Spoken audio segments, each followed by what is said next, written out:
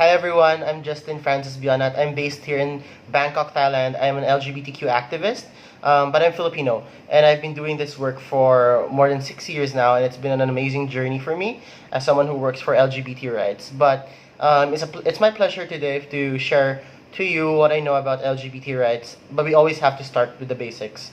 And the basics of that is SOGIE, SOGIE, and what that means, and why is it relevant today. So SO in SOGI means sexual orientation. It means who you are emotionally, romantically, or even physically attracted to. You can be gay, you can be lesbian, you can be bisexual. Gender identity is the identity you choose to identify with. It's way different from your biological sex, which is the sex you are assigned at birth, and that's male and female. But for gender identity, it could be cisgender, and that is male and female, meaning your gender identity matches your sex assigned at birth. But you can also be transgender. And a transgender person is a person whose gender identity is not the same as the sex assigned at birth. So a person can be born male, but chooses to identify as female. That's why we have transgender women.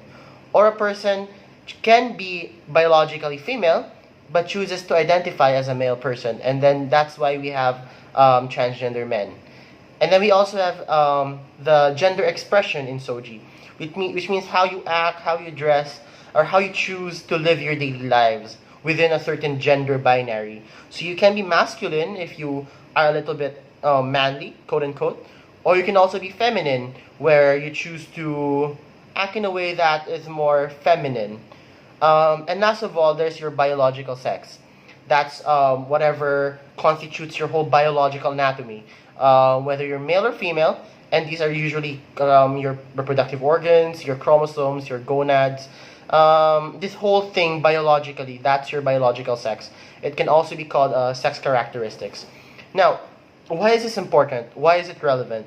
SOGI is now used in the international community as a way to forward the rights of sexual and gender minorities, especially lesbian, gay, bisexual, transgender, queer, and intersex people, the whole alphabet, LGBTQIA. So it's rather comprehensive, it's rather large if you think about it. But yet, at the end of the day, what we as LGBTQ activists call for is equal rights and not special rights. In the Philippines, the movement is it's large as well, from different cities having their own pride marches to certain activists forwarding marriage equality. And recently, the SOGI Equality Bill, or the Anti-Discrimination Bill, is now at the Senate level, where our dear senators are voting upon it. And it is our role as young people and our role as activists for gender equality to fight for the rights of fight for the rights of LGBT people and the right to not be discriminated on the basis of their sexual orientation, gender identity, and gender expression. That's why we have the SOGI Equality Bill, and that is what I want to share to you today. We should be vigilant that human rights are constantly being violated, and LGBT people are as human as anybody else.